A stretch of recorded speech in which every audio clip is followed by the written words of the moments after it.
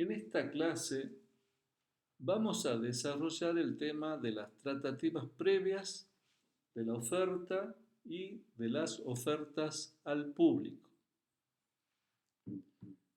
La formación del contrato puede ser instantánea, cuando una parte directamente acepta la propuesta que otra le formula. Por ejemplo, cuando compramos un artículo en el supermercado, unas entradas de cine o el diario.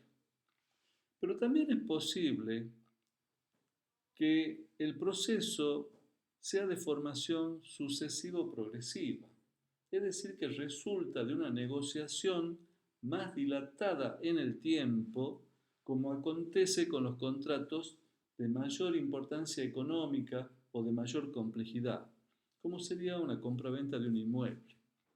En estos casos se desarrolla un período de tratativas o de negociaciones previas. Hablemos de las tratativas previas. En la fase previa de formación del contrato, anterior a la emisión de la oferta, se desarrollan las tratativas previas que consisten en contactos o tanteos preparatorios de contenido diverso en los que las partes hacen cálculos y discuten los eventuales términos del contrato hasta que una de ellas procede a formular una oferta. El artículo 990 del Código Civil y Comercial establece: las partes son libres para promover tratativas dirigidas a la formación del contrato y para abandonarlas en cualquier momento. Esta norma es concordante con el artículo 958, que establece la libertad de las partes para celebrar el contrato. De la misma manera, el 990 establece que las partes son libres para promover tratativas y también para abandonarlas en cualquier momento. Esto implica que el hecho de haber entrado en una negociación no significa que exista obligación de celebrar el contrato, porque existe la libertad de no contratar, salvo contados casos de contratación forzosa, en que sí hay obligación de contratar. Pero la regla es que no hay obligación de contratar. El hecho de entrar en una negociación previa, en una tratativa, no implica que exista obligación de contratar. Se enmarcan en las tratativas previas las conversaciones de tanteo para conocer la voluntad de las partes, requerir informaciones al veraz para conocer la situación patrimonial del contratante. Si el contrato se refiere a un inmueble o a un automóvil, se requerirán informes al registro inmobiliario o al registro automotor para conocer las condiciones de dominio, los gravámenes. Todos los escritos, proyectos, borradores que se acompañan para llevar adelante la negociación son tratativas previas. La confección de minutas, la suscripción de cartas de intención, también están ubicadas en esta etapa de las tratativas previas. Las tratativas previas constituyen una etapa contingente en la contratación. Contingente quiere decir que no es necesaria. Es decir, puede haber tratativas o puede no haberla para celebrar el contrato. Por ejemplo, en los microcontratos no hace falta hacer tratativa cuando uno compra un paquete de caramelos. Y en los macrocontratos, en cambio, siempre, generalmente se recurre a las tratativas previas para celebrar el contrato. La finalidad de las tratativas es llegar a la conclusión de un contrato. Si yo, por ejemplo, en una clase digo, te ofrezco vender el auto, eso no es tratativa previa porque no hay una finalidad de llegar al contrato, es una declaración ejemplificativa, pedagógica. Es decir, que si se hace en broma o con fines ejemplificativos no será tratativa previa. Es decir, que la finalidad de las tratativas es llegar a la conclusión del contrato. Tiene que haber una intentio iuris. Además, la parte puede abandonar la negociación en cualquier momento, más allá de que ese desistimiento pueda implicar en algún caso o no responsabilidad de tipo precontractual. Durante la etapa de las tratativas, las partes deben obrar de buena fe, es decir, con honestidad, con lealtad. Y aunque no sean vinculantes, son muy útiles para interpretar la voluntad de las partes, los eventuales vicios y también para analizar la responsabilidad en caso de ruptura de las negociaciones. El artículo 991 dice: durante las tratativas preliminares y aunque no se haya formulado una oferta, las partes deben obrar de buena fe para no frustrarlas injustificadamente. También establece un deber de confidencialidad. Si durante las negociaciones, dice el artículo 992, una de las partes facilita a la otra una información con carácter confidencial, el que la recibió tiene el deber de no revelarla y de no usarla inapropiadamente en su propio interés. El incumplimiento de estos deberes genera responsabilidad de tipo precontractual. Esta temática de la responsabilidad precontractual la vamos a desarrollar por aparte. Las tratativas previas son frecuentes en los contratos paritarios, en los macrocontratos, como decíamos recién, pero en los contratos de adhesión, las tratativas previas han sido suprimidas, sustituidas por una publicidad inductiva que ha dejado sin efecto la discusión previa, porque el contenido del contrato está preordenado por el predisponente, de manera que el adherente solo le resta adherirse si desea celebrar el contrato. La invitación a ofertar o invitación a contratar tiene lugar cuando el que desea celebrar el contrato, en lugar de formular la oferta, anuncia su intención de celebrarlo, invitando a los que tengan interés a que sean ellos quienes indiquen las condiciones en las que estarían dispuestos a contratar, es decir, que ellos sean sus propios oferentes. Esta invitación a ofertar no tiene carácter obligatorio, vinculante, y se ubica en la etapa de las tratativas previas. Cuando se trata de proposiciones a persona indeterminada, como sería, por ejemplo, las ofertas al público, el artículo 963, el artículo 973 del Código Civil y Comercial dice: la oferta dirigida a personas indeterminadas es considerada como invitación para que hagan ofertas. Es decir, que la oferta dirigida a personas indeterminadas es invitación a ofertar, no es oferta, excepto que de sus términos o de las circunstancias de su emisión resulte la intención de contratar del oferente. De manera tal que la propuesta al público, a persona indeterminada, no es oferta, es invitación a ofertar, como dice el artículo 973.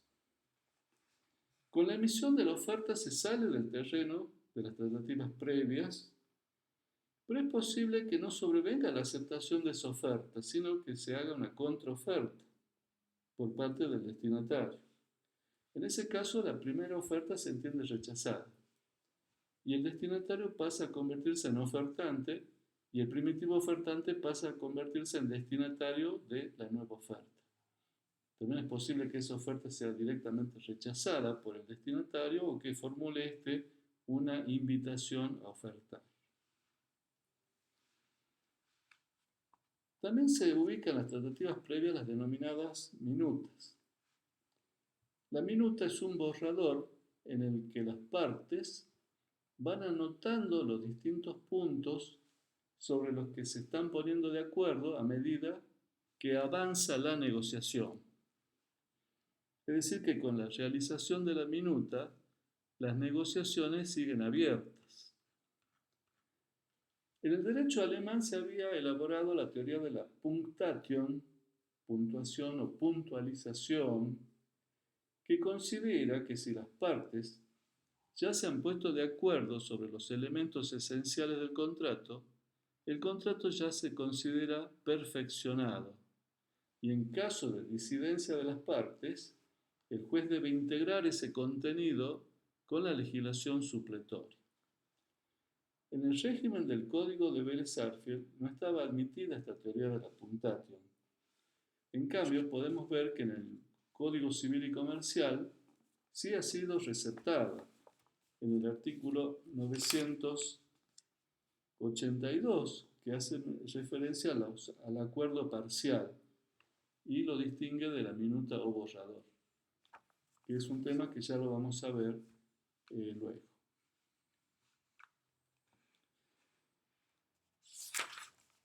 Ahora entremos, también están las cartas de intención. Las cartas de intención están definidas en el artículo 993 del Código Civil y Comercial, donde dice: los instrumentos mediante los cuales una parte o todas ellas expresan un consentimiento para negociar sobre ciertas bases, limitado a cuestiones relativas a un futuro contrato, son de interpretación restrictiva. Solo tienen la fuerza obligatoria de la oferta si cumplen sus requisitos.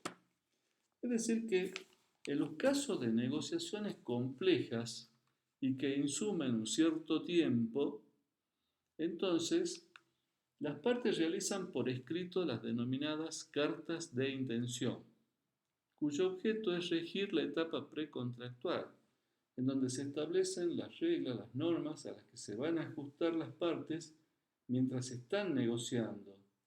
Esto se ubica también en la etapa de tratativas previas, no constituyen ofertas, salvo que tengan los requisitos de ella.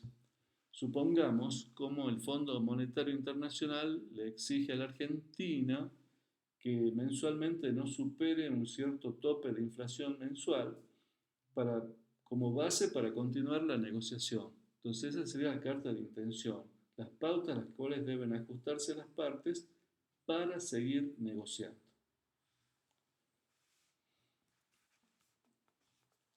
Ahora sí vamos a entrar al tema de la oferta. La oferta es la declaración de voluntad o manifestación que una de las partes formula a otra proponiendo la celebración de un determinado contrato, que quedará concluido con su aceptación.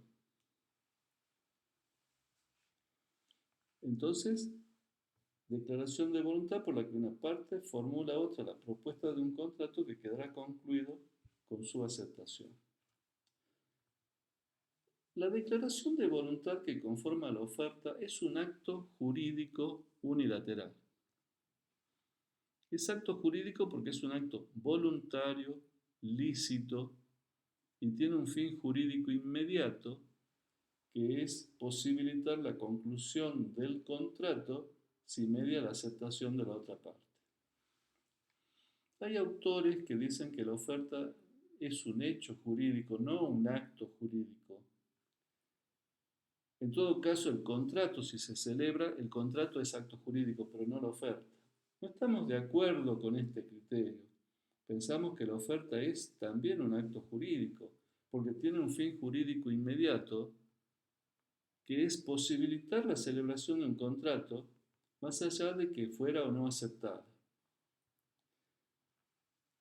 La oferta representa la primera declaración de voluntad de contratar efectiva y seria. Es decir, no simplemente una voluntad de negociación o de información. López de Zavalía dice que la oferta no dice que es la primera declaración de voluntad, él dice que es la penúltima declaración de voluntad. Es decir, de todas las declaraciones de voluntad desde que empieza la negociación hasta que se concluye el contrato, la penúltima es la oferta. porque si fracasara ante una contraoferta ya no sería penúltima y no sería por lo tanto oferta. El ofertante puede establecer un plazo inicial a partir del cual la oferta recién pueda ser aceptada. Por ejemplo, puede hacer una oferta diciendo que recién a los 30 días se puede aceptar. En tal caso puede ocurrir que antes de que se cumplan los 30 días, el ofertante puede revocar la oferta o pueda esta caducar. La oferta, según el artículo 974, dice que obliga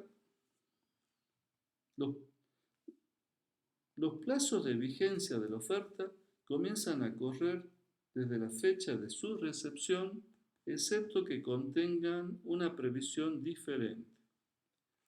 Entonces, los plazos de la oferta comienzan a correr a partir de su recepción por el destinatario. Esto quiere decir que la oferta queda firme recién cuando es recibida por el destinatario, lo que significa que recién a partir de ese momento puede ser aceptada, salvo que tenga una previsión diferente. Una vez aceptada la oferta, constituye uno de los extremos del consentimiento, porque integran el contenido del contrato. Pero si el destinatario de la oferta, en lugar de aceptar, hace una contraoferta, implica permanecer en la etapa de las tratativas previas. Incluso puede ocurrir que el destinatario rechace la oferta directamente o formule también una invitación a ofertar. La oferta del contrato puede emanar de cualquiera de las partes del futuro contrato, del comprador o del vendedor, del locador o del locatario, etc. Con respecto a los requisitos de la oferta, tenemos que en el artículo 972 están establecidos los requisitos de la oferta. El Código Civil y Comercial dice: la oferta es la manifestación dirigida a persona determinada o determinable con la intención de obligarse y con las precisiones necesarias para establecer los efectos que debe producir de ser aceptada. Entonces tenemos que en ese artículo están los requisitos de la oferta para que una propuesta o una declaración de voluntad valga como oferta. Podemos mencionar 4 requisitos. En primer lugar, debe ser completa. Quiere decir que la declaración de voluntad, para que valga como oferta, debe contener los elementos esenciales del contrato proyectado. Por ejemplo, indicar la cosa y el precio. De manera tal que después de la aceptación del destinatario no haga falta ninguna nueva declaración por parte del ofertante. Puede darse un máximo de completividad cuando el contenido de la oferta le permite al destinatario responder con un simple sí o acepto. Pero también se considera que la oferta es completa cuando deja ciertos puntos librados a la elección del destinatario, de manera que no es suficiente responder con un simple sí o acepto, pero siempre que le fije límites, porque si no fijara límites ya no va a ser oferta, sino invitación a ofertar. Por ejemplo, te vendo una docena en 12.000 o media docena en 7.000. Te vendo el auto en 100.000, entre 100.000 o 110.000, lo que tú digas. Es decir, no basta responder con un simple sí o acepto. Se dejan puntos librados al destinatario, pero se fijan límites. Porque, como digo, si no se fijaran límites ya no sería oferta sin invitación a ofertar. Puede ocurrir que el ofertante indicara que se va a dejar la determinación del precio a un tercero. Entonces, esto determina que en realidad, más que completa, la oferta tiene que ser eh, debe contener una suficiente precisión. Como dice el artículo, debe contener las precisiones necesarias. Por eso es que más que completa, muchos dicen, debe ser suficientemente precisa. El otro requisito es que debe ser vinculante. Es decir, es una declaración realizada con la intención de obligarse. Por eso el artículo dice, que estamos viendo,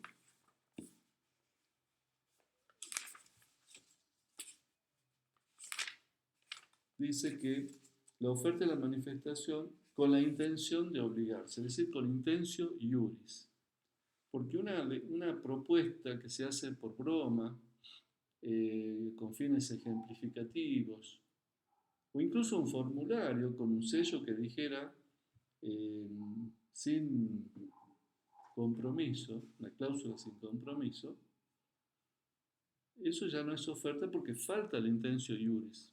Aunque en este último caso sería en todo caso una invitación a ofertar. Con respecto a la forma, el tercer requisito, la oferta para ser tal debe tener la forma propia del contrato, porque es uno de los extremos del consentimiento. Por ejemplo, la oferta de compraventa de un inmueble debe ser hecha por escritura pública. Normalmente la oferta y la aceptación se hacen simultáneamente en un solo acto, pero si se hicieran por separado, entonces debe respetar la forma del contrato, de que se trate. En cambio, en el ámbito de la defensa del consumidor, digamos que la ley puede establecer de manera expresa distintas formas de expresión de la oferta. Es decir, que en el ámbito del consumo muchas veces la oferta se hace a través de la misma publicidad. Y el último requisito es que esté dirigida a persona determinada o determinable. Esto es así en el ámbito de los contratos paritarios, porque en el ámbito de los contratos de consumo puede haber oferta dirigida a persona indeterminada. Es posible que el consentimiento contractual sea formulado por las partes sin que pueda distinguirse quién es el ofertante y quién es el aceptante. Esto es muy común, en donde ambas partes de manera conjunta redactan el contenido del contrato. En ese caso se consideran que las dos partes son al mismo tiempo ofertante y aceptante. Distinto de este caso son las llamadas ofertas cruzadas. Una parte ofrece vender una cosa y otra parte paralelamente ofrece comprar la misma cosa. Para algunos, ya hay contrato formado porque habría una coincidencia de voluntades. Pero pensamos que en realidad es una coincidencia puramente circunstancial. Por lo tanto, mientras no tenga lugar la aceptación de una oferta, no puede hablarse de contrato. Fíjense que el Código de Perú establece al respecto que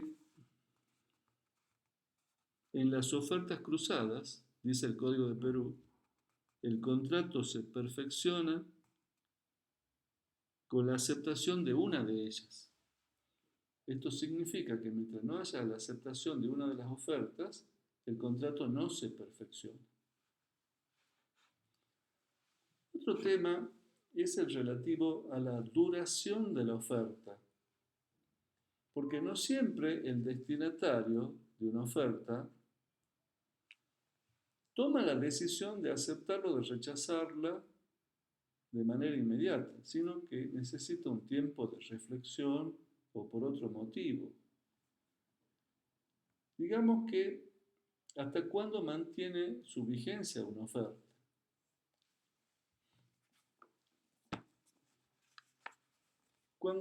Acá el artículo 974, en el segundo párrafo, dice, la oferta hecha a una persona presente o la formulada por medio de comunicación instantánea, sin fijación de plazo, solo puede ser aceptada inmediatamente.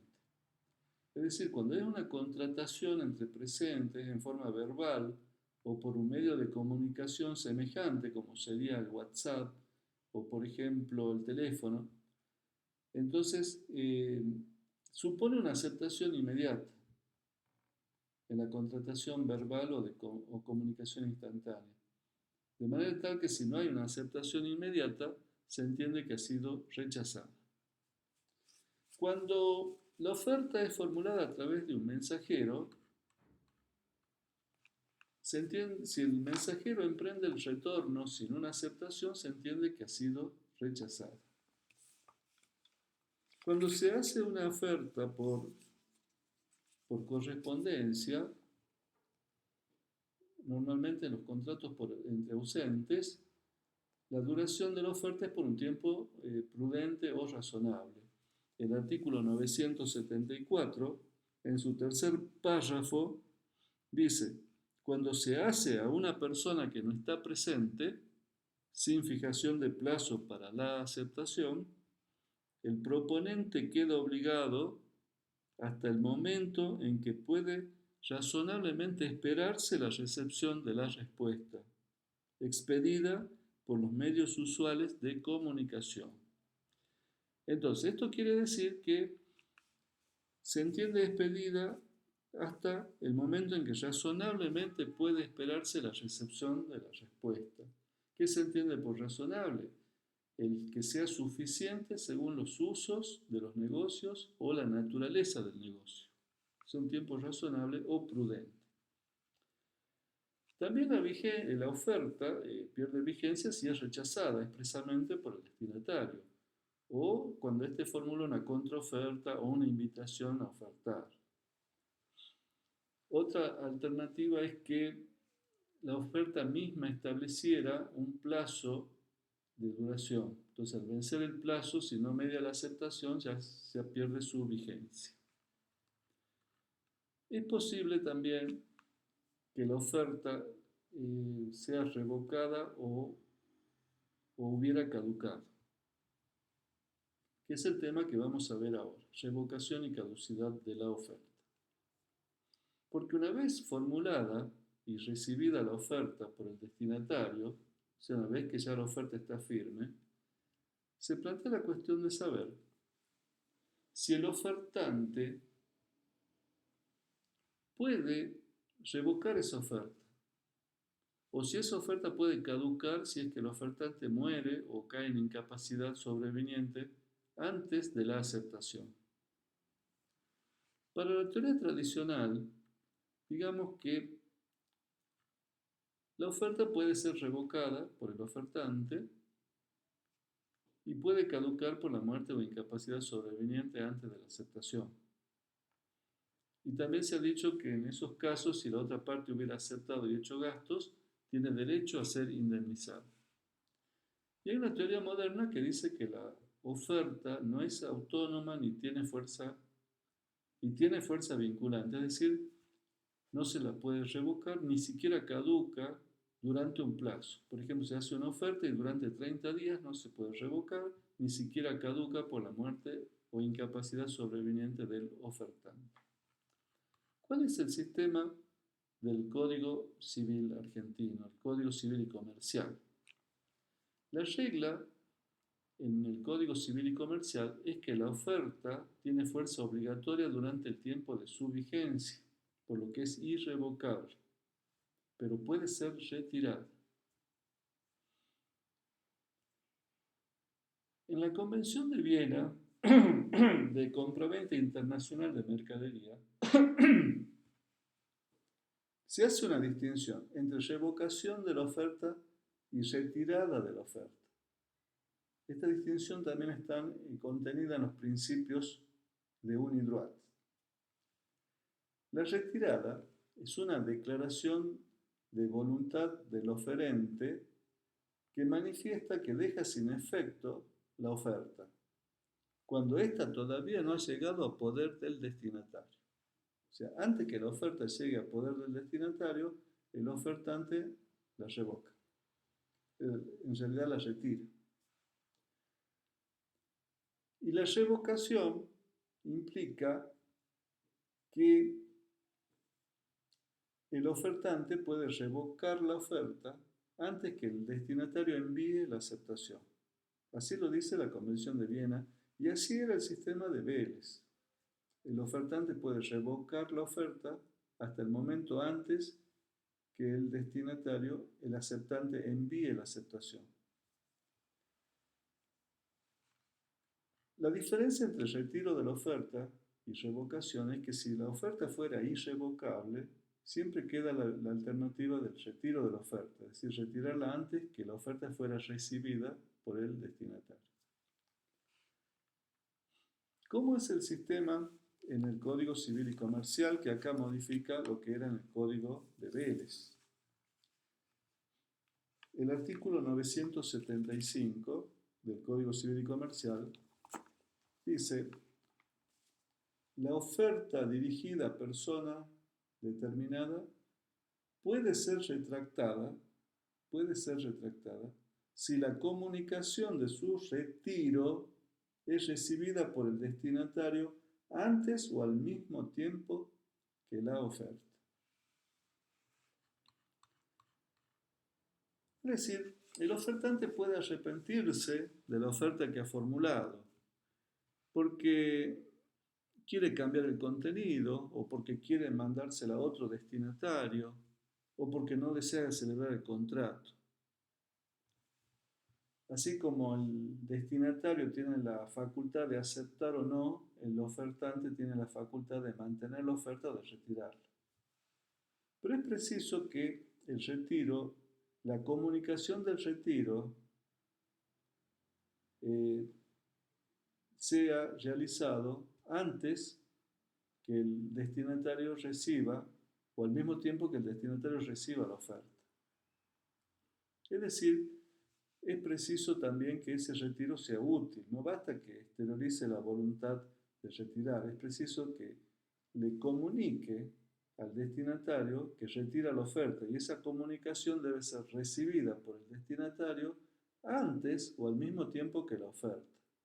De manera que si el destinatario recibió la oferta, ya no la puede retirar ni mucho menos revocar. Es decir que en el régimen del Código Civil y Comercial, una vez recibida la oferta es irrevocable, solo permite el retiro siempre que se comunique el retiro antes o al mismo tiempo que el destinatario reciba la oferta. Luego está el tema de la caducidad de la oferta. La caducidad de la oferta está contemplada en el artículo 976 del Código Civil y Comercial, que establece: la oferta caduca cuando el proponente o el destinatario de ella fallecen o se incapacitan antes de la recepción de su aceptación. El que aceptó la oferta ignorando la muerte o incapacidad del oferente y que a consecuencia de su aceptación ha hecho gastos o sufrido pérdidas, tiene derecho a reclamar su reparación. Entonces, puede darse, para que caduque la oferta, puede ocurrir la muerte o incapacidad sobreviniente del ofertante. Es decir, si el ofertante muere o se incapacita antes de haber recibido la aceptación, la oferta caduca. Entonces hay una gran diferencia con la retirada. La retirada de la oferta era comunicar antes que reciba la oferta o al mismo tiempo que reciba la oferta el destinatario. En cambio, la caducidad puede producirse después. El destinatario recibió la oferta, la aceptó, envió la aceptación y antes de recibirla, el ofertante muere o se incapacita. En tal caso, caduca la oferta.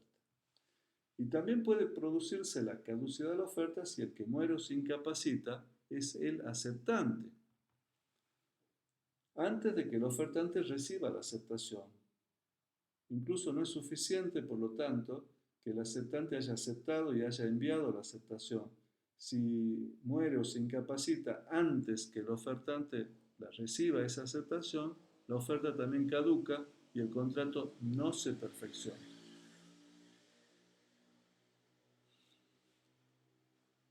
Nos resta por ver la temática de las ofertas al público. El artículo 972 habíamos visto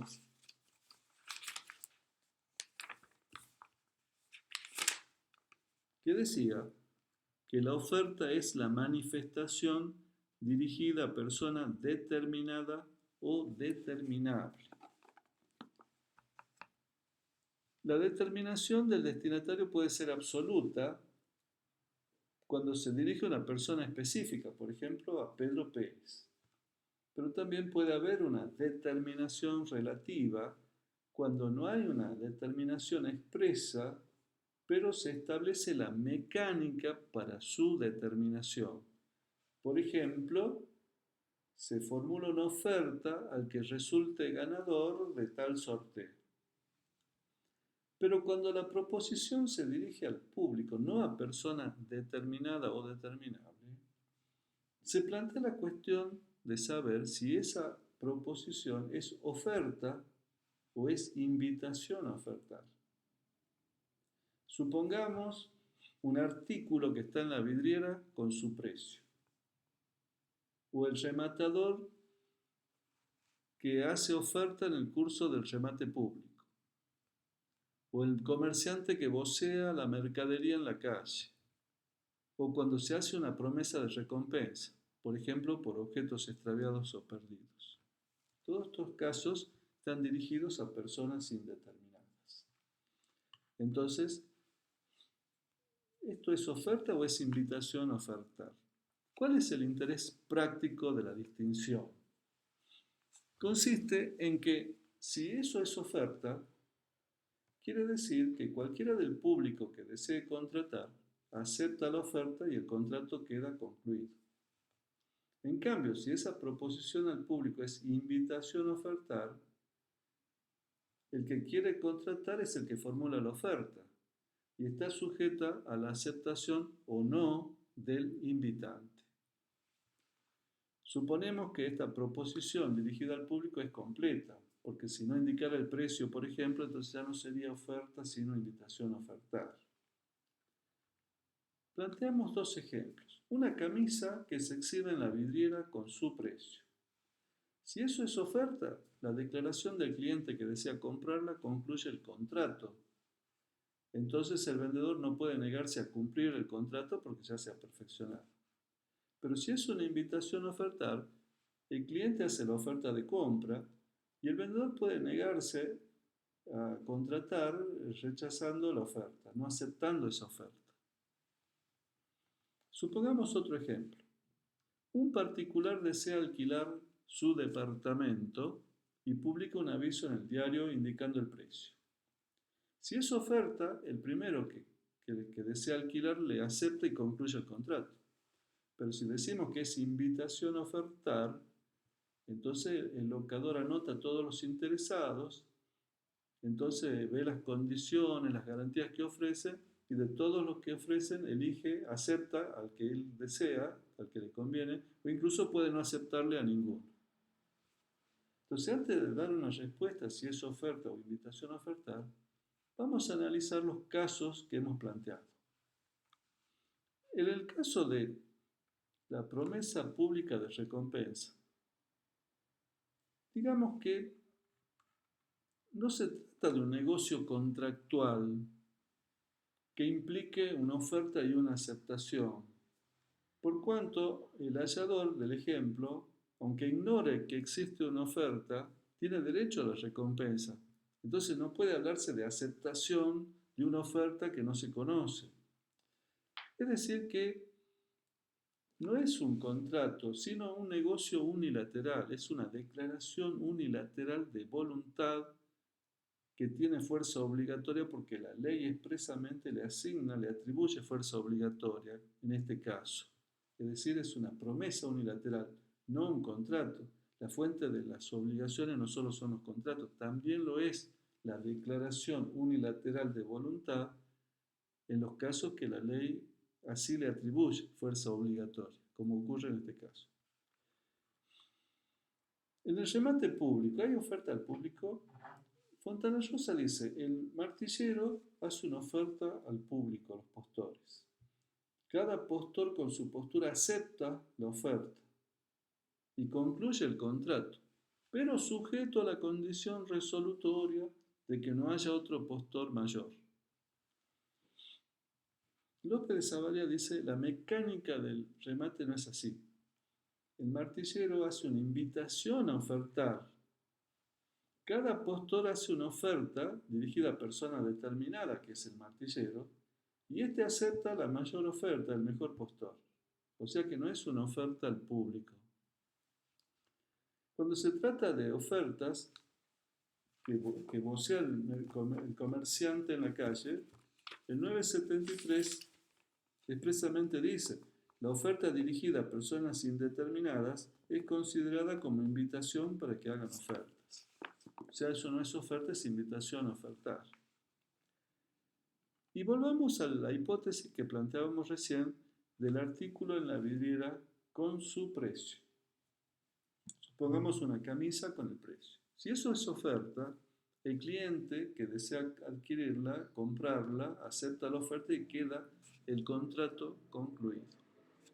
López de Savaria planteaba en otra época los inconvenientes que podían derivarse, de tipo práctico.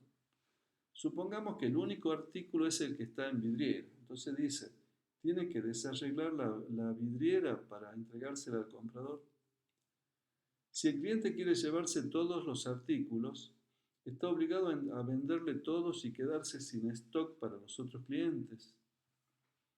Si el único artículo que había ya está vendido, tiene que probarle documentadamente al comprador que ya lo había vendido antes. Y si viene una alza repentina de precios, dice, se quedaría indefenso frente a los clientes que desean adquirir. Fontana Rosa decía que si hay una justa causa se podía rechazar la aceptación. López de Savaria dice, una aceptación es tal y no se puede rechazar porque ya quedó concluido el contrato, o es rechazable, pero entonces eso ya no es aceptación. El tema que estamos planteando ha quedado resuelto con la Ley de Defensa del Consumidor 24.240 que entró a regir en octubre de 1993. La Ley de Defensa del Consumidor, en el artículo 7, dice: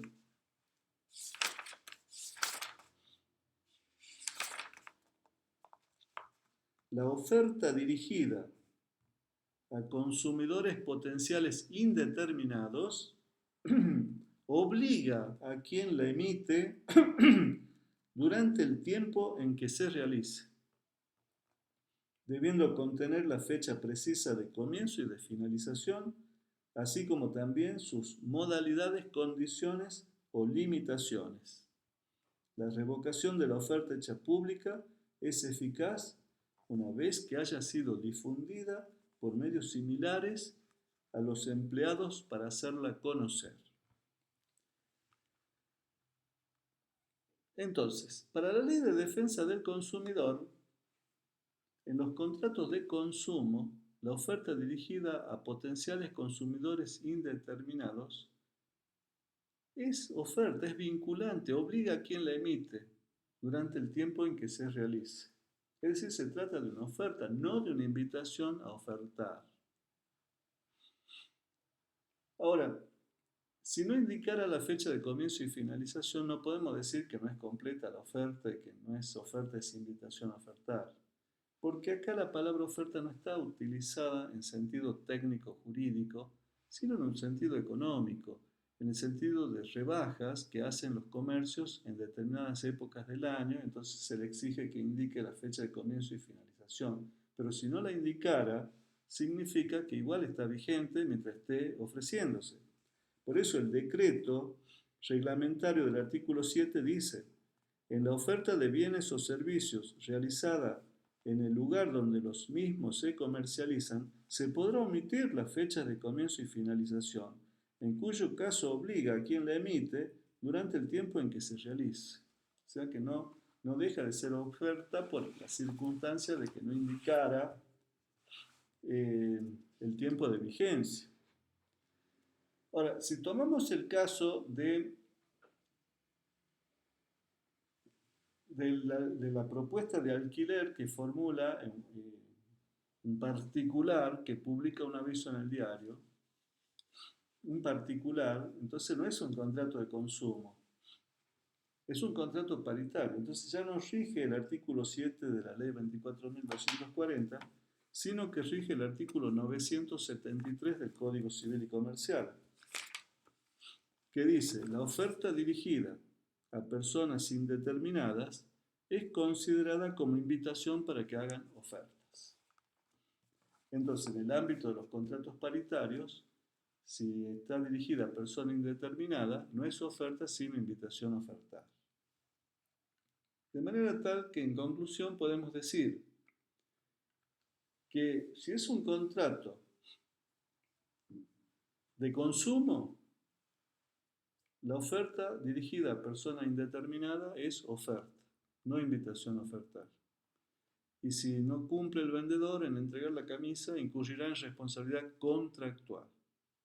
En cambio, en el ámbito de los contratos paritarios, la oferta debe ser dirigida a personas determinadas o determinables. Si fuera dirigida a personas indeterminadas, no es oferta sino invitación a ofertar. En caso de incumplimiento, se podrá o no incurrir en responsabilidad no contractual sino precontractual.